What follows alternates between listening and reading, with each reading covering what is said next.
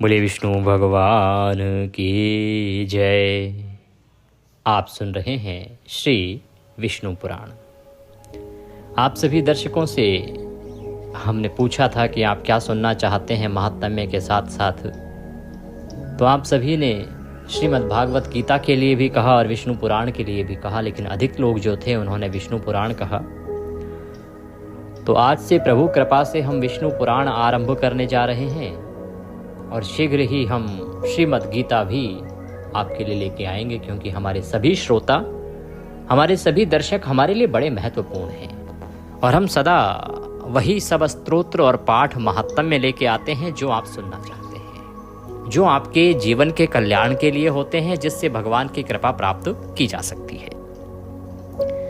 तो आज श्री विष्णु पुराण का प्रथम अंश, प्रथमो अध्याय आरंभ करेंगे आज, जिसमें श्री सूत जी के द्वारा पूछा जा रहा है कि इस सृष्टि का निर्माण कैसे हुआ। जो विष्णु पुराण जब आरंभ होता है तो वो आरंभ होता है सृष्टि के निर्माण से कि सृष्टि बनी कैसे, इसके प्रमुख देवता कौन है, कैसे इसका विनाश होता है, कैसे ये सृष्टि चलती है, कैसे इसकी रचना हुई, वह सब वर्णन आरंभ में आता है। उसके बाद भगवान नारायण के कौन कौन से जो अवतार हुए हैं उनका वृतांत बीच में आएगा। जैसे जैसे उनके अवतार हुए वैसे वैसे उनके कथाएं आएंगी। जब विष्णु पुराण आप सुनेंगे तो इसमें चारों के चारों युगों का वर्णन आता है। विष्णु पुराण में आपके चारों के चारों युग का वर्णन आएगा। सतयुग में जो जन्म हुए, भगवान के अवतार हुए, उनका वर्णन आएगा। त्रेता का आएगा, द्वापर का आएगा, कलयुग का भी वर्णन आएगा। कलयुग कैसा होगा, कलयुग के कैसे दुष्परिणाम होंगे, वो सब वर्णन भी आपको इस विष्णु पुराण के माध्यम से सुनने को मिलेंगे। बड़ा ही कल्याणकारी है, भगवान का पुराण है, इसकी तुलना नहीं की जा सकती। यूं तो सभी, चाहे वह शिव महापुराण हो, चाहे वह विष्णु पुराण हो, सब अतुलनीय हैं। एक शैव पंथ का वर्णन करता है, एक वैष्णव पंथ का वर्णन करता है, परंतु दोनों का श्रवण करने मात्र से मनुष्य का कल्याण होता है। आइए प्रथम अध्याय आरंभ करेंगे। भगवान नारायण के चरणों की वंदना करते हैं। नारायणं नमस्कृत्य नरं चैव नरोत्तमं देवीं सरस्वतीं व्यासं ततो जयमुदीरये। बोले विष्णु भगवान की जय। आपसे निवेदन है कि यह पवित्र श्री विष्णु पुराण का वीडियो है तो इसे एक बार लाइक अवश्य कर दीजिएगा। कमेंट बॉक्स में अवश्य लिखिएगा ओम नमो भगवते वासुदेवाय या जय श्री हरि। जितना लिखेंगे उतना कल्याण होगा। आप यह पुराण सुन रहे हैं देवभूमि ज्योतिष संस्थान के प्रतिष्ठित यूट्यूब चैनल देवभूमि धार्मिक पर। अगर चैनल पर नए हैं तो चैनल को सब्सक्राइब अवश्य कर लीजिएगा, और जब आप सब्सक्राइब करेंगे तो वहाँ एक घंटी का निशान बना होता है, बेल का निशान बना होता है, उसको अवश्य दबाइएगा, तब आपको हमारे वीडियो प्राप्त होंगे। और सब्सक्राइब का लाभ ये होगा कि ये जो चैनल है, यहाँ हम सभी पुराण सुनाते हैं, महात्म्य सुनाते हैं, उत्तम जो कथाएं हैं भगवान की भक्ति की वो सुनाते हैं। और हमारे पास जो ग्रंथ हैं, क्योंकि हमारी जो लेगेसी है, पिछले लगभग 90-100 साल की 4 पीढ़ियाँ हमारी इसी पांडित्य कर्म में गई हैं, तो हमारे पास जो ग्रंथ हैं प्रभु कृपा से वो बहुत पुराने हैं। आपने सुना होगा हमारा कार्तिक मास महात्म्य भी, वह महात्म्य आज विलुप्त है, मिलता ही नहीं, जो स्वयं ब्रह्मदेव द्वारा कहा गया है। तो जो बहुत सी पुस्तकें विलुप्त हो गई हैं वो भी हमारे पास संजो के हमारे पूर्वजों ने रखी हैं, और अब हम आपको यूट्यूब के माध्यम से लेके आए हैं आपको सुनाने के लिए। तो सब्सक्राइब कर लेंगे तो आपको उत्तम से उत्तम प्रभु की जानकारी प्राप्त होती रही। गुरुदेव के चरणों की वंदना करते हैं, माँ सरस्वती की वंदना करते हैं और आज के अध्याय को आरंभ करते हैं। गुरुर् ब्रह्मा गुरुर्विष्णु गुरुर्देव महेश्वरः गुरुर्साक्षात् परब्रह्म तस्मै श्री गुरुवे नमः। बोलिए गुरुदेव महाराज की जय। या देवी सर्वभूतेषु मां सरस्वती रूपेण संस्थिता नमस्तस्यै नमस्तस्यै नमस्तस्यै नमो नमः। बोलिए सरस्वती महारानी की जय। बोलिए प्रथम पूज्य गणेश जी महाराज की जय। आप सभी श्रोतागण को, आप सभी दर्शकों को मेरा नमस्कार। आप सुन रहे हैं विष्णु पुराण। आज का वृतांत आरंभ करते हैं। यहाँ सूत जी कहते हैं कि मैत्रेय जी ने नित्य कर्म से निवृत्त हो गए और मैत्रेय जी ने निवृत्त होकर मुनिवर पाराशर जी को प्रणाम किया और पाराशर जी को प्रणाम करके उनके चरणों को छूकर पूछा। कहते हैं मैत्रेय जी कि हे गुरुदेव, मैंने आप ही से संपूर्ण वेद वेदांग सकल धर्मशास्त्रों का क्रमशः अध्ययन किया है। हे मुनिश्रेष्ठ, आपकी कृपा से मेरे विपक्षी भी मेरे लिए ये नहीं कहेंगे कि मैंने संपूर्ण शास्त्रों के अभ्यास में परिश्रम नहीं किया। अर्थात मैंने आपके आशीर्वाद से अनंत परिश्रम किया है सभी धर्मशास्त्रों में। आपके आशीर्वाद से मैंने सभी को पढ़ा भी है।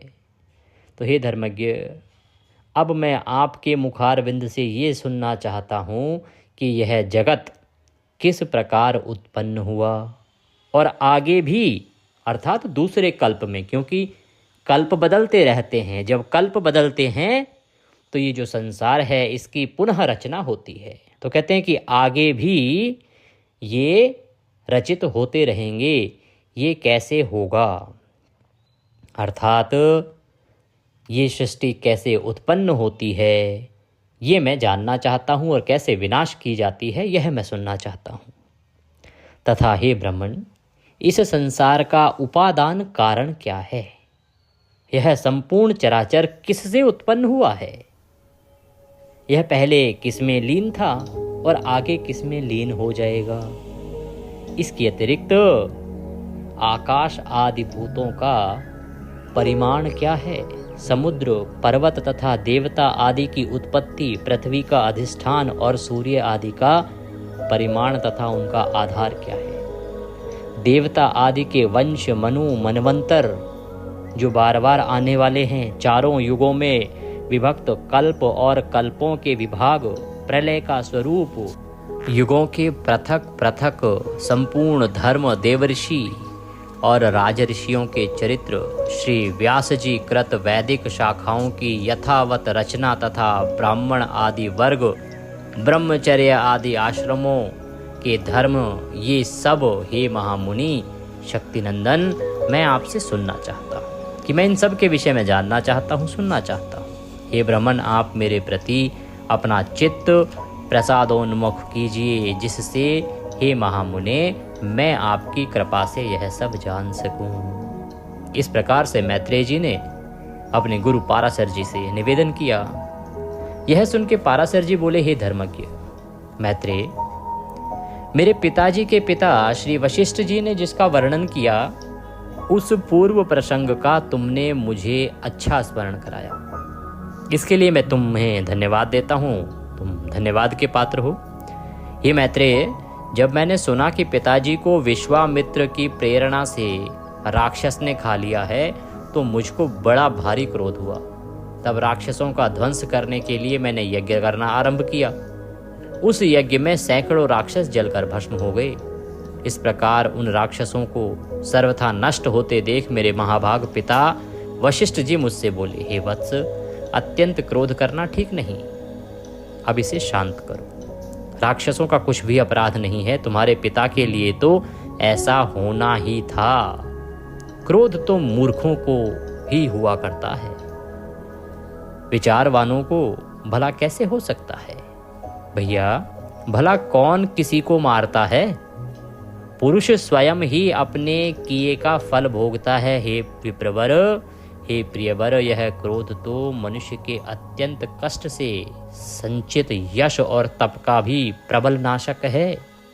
अर्थात जो बहुत मेहनत से, परिश्रम से आपने अपनी इज्जत, मान, मर्यादा, प्रतिष्ठा स्थापित की होती है, वह भी इस क्रोध से नष्ट हो जाती है। आपने देखा होगा कई बार मनुष्य क्रोध के वशीभूत होकर ऐसे समय में कुछ अनुचित कर जाता है जिससे उसकी जो इज्जत होती है ना, वो सब मिट्टी में मिल जाती है।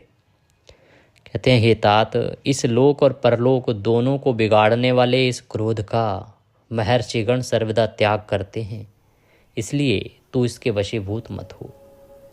अब इन बेचारे निरपराध राक्षसों को दग्ध करने से कोई लाभ नहीं है। अपने इस यज्ञ को समाप्त करो और साधुओं का धन तो सदा क्षमा ही रहा है। पाराशर जी कह रहे हैं कि इस प्रकार से वह वृतांत जो मेरे पूज्य दादाजी ने मुझे सुनाया था वह मैं तुम्हें बताता हूँ, क्योंकि एक समय की बात है जब मुझे ज्ञात हुआ कि मेरे पिताजी को राक्षस द्वारा खा लिया गया है, तो मैंने एक यज्ञ रचाया और सभी राक्षसों की उसमें आहुति देनी आरंभ कर दी। जब मेरे दादाजी वशिष्ठ जी ने देखा कि मैं इस प्रकार का यज्ञ कर रहा हूँ तो उन्होंने कहा कि पुत्र, इतना क्रोध ठीक नहीं है। तब महात्मा दादाजी के इस प्रकार समझाने पर उनकी बातों के गौरव का विचार करके मैंने यह यज्ञ समाप्त कर दिया। इससे मुनिश्रेष्ठ भगवान वशिष्ठ जी बहुत प्रसन्न हुए। उसी समय ब्रह्मा जी के पुत्र पुलस्त जी वहाँ आए। हे मैत्रेय, पितामह वशिष्ठ जी ने उन्हें अर्घ्य दिया। तब वे महर्षि पुलह के ज्येष्ठ भ्राता महाभाग पुलस्त जी आसन ग्रहण करके मुझसे बोले। पुलस्त जी बोले कि तुमने चित्त में बड़ा वैर भाव रहने पर भी अपने बड़े बूढ़े वशिष्ठ जी के कहने पर क्षमा स्वीकार की है, इसलिए तुम संपूर्ण शास्त्रों के ज्ञाता होगे। इस प्रकार का आशीर्वाद पुलस्त जी ने दिया। पुलस्त जी कौन हैं? पुलस्त जी हैं ब्रह्मदेव के पुत्र, बड़े ही उच्च कोटि के ऋषि हुए हैं, और क्योंकि ब्रह्मदेव के पुत्र हैं तो उच्च कोटि के होने ही हैं। तो उन्होंने कहा कि भाई, तुमने जिस प्रकार से क्रोध का त्याग किया है वशिष्ठ जी के कहने पर, वशिष्ठ जी के कहने पर जो तुम्हारे बूढ़े बुजुर्ग हैं, तो तुमने बड़े बुजुर्गों का सम्मान किया है, इसीलिए तुम आगे जाके शास्त्रों के बड़े ज्ञाता बनोगे। हे महाभाग, अत्यंत क्रोधित होने पर भी तुमने मेरी संतान का सर्वथा मूलोच्छेद नहीं किया, अतः मैं तुम्हें एक और उत्तम वर देता हूँ। हे वत्स, तुम पुराण संहिता के वक्ता होंगे और देवताओं के यथार्थ स्वरूप को जानोगे, तथा मेरे प्रसाद से तुम्हारी निर्मल बुद्धि प्रवृत्ति और निवृत्ति, भोग और मोक्ष के उत्पन्न करने वाले कर्मों में निसंदेह हो जाएगी। पुलस्त जी के इस तरह कहने के अनंतर फिर मेरे पितामह भगवान वशिष्ठ जी बोले कि हे पौत्र, जो पुलस्त जी ने कहा है वह सब सत्य होगा। पाराशर जी कहते हैं कि मैत्रेय, इस प्रकार पूर्व काल में बुद्धिमान वशिष्ठ जी और पुलस्त जी ने जो कुछ कहा था वह सब तुम्हारे प्रश्न से मुझे स्मरण हो आया। जो तुमने प्रश्न पूछा है उससे वो सब मुझे याद हो आया है। अतः हे मैत्रेय, तुम्हारे पूछने से मैं उस संपूर्ण पुराण संहिता को तुम्हें सुनाता हूँ। तुम उसे भली प्रकार ध्यान देकर सुनो। यह जगत विष्णु से उत्पन्न हुआ है, उन्हीं में स्थित है, वे ही इसकी स्थिति और लय के कर्ता हैं, तथा यह जगत भी वे ही हैं। पाराशर जी कहते हैं, क्योंकि पाराशर जी ही हैं इसके प्रमुख रचयिता जो है ना, वो कहते हैं कि ये जो जगत है, ये सृष्टि है, ये भगवान विष्णु से उत्पन्न हुई है और ये उन्हीं में स्थित भी है। वे ही इसकी स्थिति हैं, वे ही इसके कर्ता हैं, वे ही इसके भर्ता हैं, वे ही इसके पालन करता हैं, वे ही इसके रचयिता हैं। पाराशर जी कहते हैं कि जो ब्रह्मा विष्णु और शंकर रूप से जगत की उत्पत्ति स्थिति और संहार के कारण हैं, तथा अपने भक्तों को संसार सागर से तारने वाले हैं, उन विकार रहित शुद्ध अविनाशी परमात्मा सर्वदा एक रस सर्वविजयी भगवान वासुदेव विष्णु को नमस्कार है, जो एक होकर भी नाना प्रकार रूप वाले स्थूल सूक्ष्म व अव्यक्त एवं व्यक्त रूप हैं, तथा अपने अनन्य भक्तों को मुक्ति के कारण भी हैं। तो यहाँ पे वो कह रहे हैं कि भगवान जो है ना, वो एक होते हुए भी अनेकों रूप धारण करते हैं। कभी वो स्थूल होते हैं, सूक्ष्म होते हैं, कभी वो कारण होते हैं, कभी वो कार्य होते हैं। जो कार्य हो रहा है वो भी परमात्मा वासुदेव ही हैं, और जिस कारण से हो रहा है वो कारण भी वो खुद ही हैं। जो विश्वरूप प्रभु विश्व की उत्पत्ति स्थिति और संहार के मूल कारण हैं, उन परमात्मा विष्णु को नमस्कार है। कहते हैं जो विश्व के अधिष्ठान हैं, अति सूक्ष्म से भी सूक्ष्म है, सर्व प्राणियों में स्थित हैं, पुरुषोत्तम और अविनाशी हैं, जो परमार्थतः अर्थात वास्तव में अति निर्मल ज्ञान स्वरूप हैं, किंतु अज्ञानवश नाना पदार्थ रूप से प्रतीत होते हैं, तथा जो काल स्वरूप से जगत की उत्पत्ति और स्थिति में समर्थ एवं उसका संहार करने वाले हैं। उन जगदीश्वर अजन्मा, अक्षय और अव्यय भगवान विष्णु को प्रणाम करके तुम्हें वह सारा प्रसंग क्रमशः सुनाता हूँ, जो दक्ष आदि मुनि श्रेष्ठों के पूछने पर पितामह भगवान ब्रह्मा जी ने उनसे कहा था। कहते हैं कि मैं ऐसे जगत के पालनहार, जगत के कर्ता का ध्यान करते हुए मैं वह वृतांत सुनाता हूँ जो ब्रह्मदेव द्वारा दक्ष आदि जो मुनि श्रेष्ठ हैं उनके पूछने पर ब्रह्मदेव ने उन्हें सुनाया था। क्योंकि इस सृष्टि में विष्णु के बाद कौन उत्पन्न हुए? ब्रह्मदेव। और उन्होंने किस प्रकार से सृष्टि की रचना की, तो इसीलिए इसके विषय में दूसरा अगर विष्णु के अलावा कोई बता सकते हैं तो वो ब्रह्मदेव हैं। वह प्रसंग दक्ष आदि मुनियों ने नर्मदा तट पर राजा पुरुष सूक्त को सुनाया था, तथा पुरुष सूक्त ने सारस्वत से और सारस्वत से मुझसे कहा गया था कि जो ब्रह्मा जी ने दक्ष आदि ऋषियों को सुनाया था, वो दक्ष आदि ऋषियों ने सुनाया नर्मदा के तट पर राजा पुरुष सूक्त को, और राजा पुरुष सूक्त ने वो सारस्वत जी को सुनाया, और सारस्वत जी ने पाराशर जी को सुनाया, और पाराशर जी अब यहाँ सुना रहे हैं। कहते हैं जो पर अर्थात प्रकृति से भी पर, परम श्रेष्ठ अंतरात्मा में स्थित परमात्मा रूप, वर्ण, नाम और विशेषण आदि से रहित है, जिसमें जन्म, वृद्धि, परिणाम, क्षय और नाश, इन 6 विकारों का सर्वथा अभाव है। अर्थात ये 6 विकार उसके अंदर हैं ही नहीं। क्या? जन्म, ना तो उसका जन्म होता है, ना उसकी वृद्धि होती है, ना ही उसका परिमाण है, ना वो क्षय को प्राप्त होता है, ना उसका नाश होता है। इन 6 विकारों से जो सर्वथा अभाव वाला है, जिसको सर्वदा केवल है इतना ही कह सकते हैं, तथा जिनके लिए यह प्रसिद्ध है कि वे सर्वत्र हैं, उनमें समस्त विश्व बसा हुआ है। इसलिए ही विद्वान जिसको वासुदेव कहते हैं, वही नित्य, अजन्मा, अक्षय, अव्यय, एक रस और हेय गुणों के अभाव के कारण निर्मल पर ब्रह्म है। वही इन सब व्यक्त अर्थात कार्य और अव्यक्त अर्थात कारण जगत के रूप से तथा इसके साक्षी पुरुष और महाकारण काल के रूप से स्थित है। कहते हैं द्विज, पर ब्रह्मा का प्रथम रूप पुरुष है, अव्यक्त प्रकृति और व्यक्त महदादि उसके अन्य रूप हैं, तथा सबको शोभित करने वाला उनसे काल उसका परम रूप है। इस प्रकार जो प्रधान पुरुष, व्यक्त और काल इन चारों से परे है तथा जिसे पंडित जन ही देख पाते हैं, वही भगवान विष्णु का परम पद है। प्रधान पुरुष, व्यक्त और काल ये रूप पृथक पृथक संसार की उत्पत्ति, पालन और संहार के प्रकाश तथा उत्पादनों में कारण हैं। भगवान विष्णु जो व्यक्त, अव्यक्त, पुरुष और काल रूप से स्थित होते हैं, इसे उनकी बालवत क्रीड़ा ही समझो। उनमें से अव्यक्त कारण को जो सद्रूप अर्थात कारण शक्ति विशिष्ट और नित्य सदा एक रस है, श्रेष्ठ मुनिजन प्रधान तथा सूक्ष्म प्रकृति कहते हैं।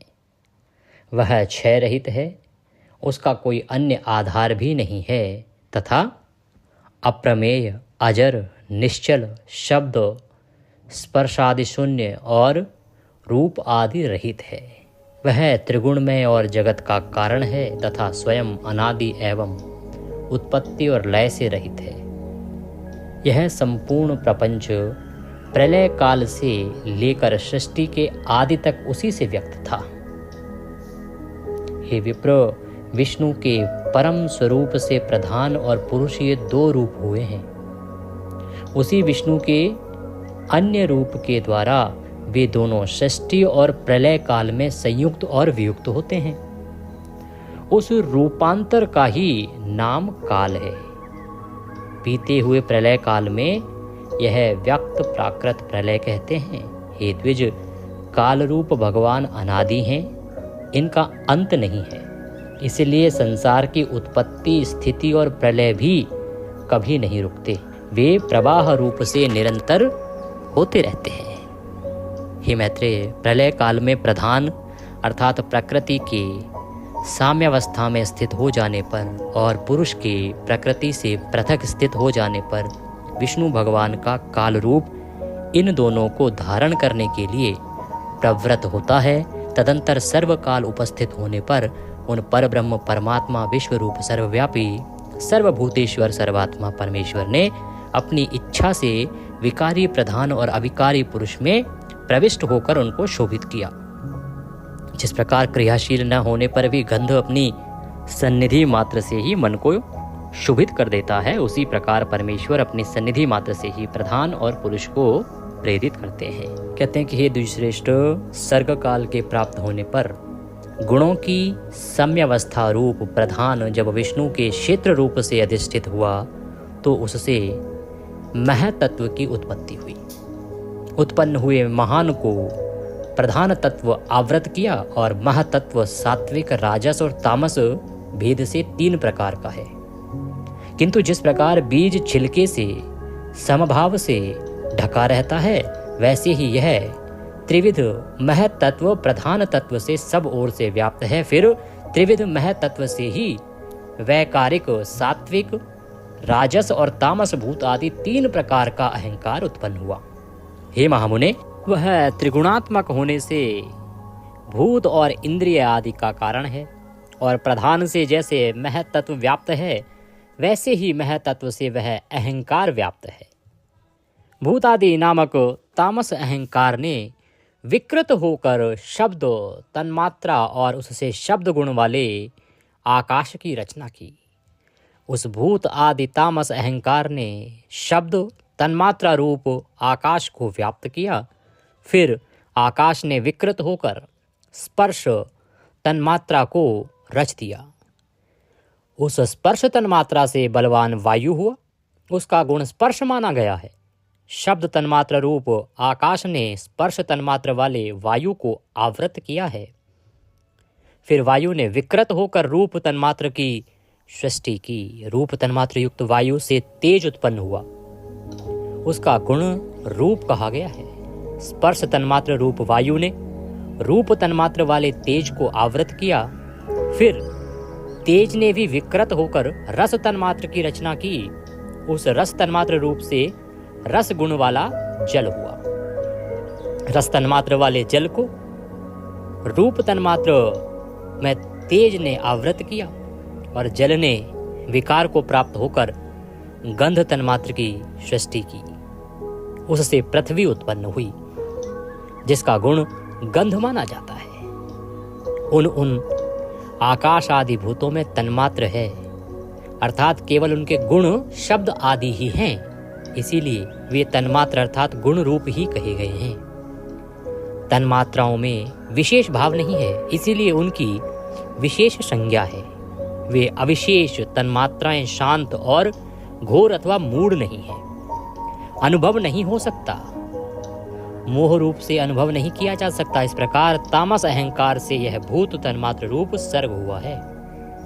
10 इंद्रियां तेजस अर्थात राजस अहंकार से और उनके अधिष्ठाता देवता वैकारिक अर्थात सात्विक अहंकार से उत्पन्न हुए कहे गए हैं।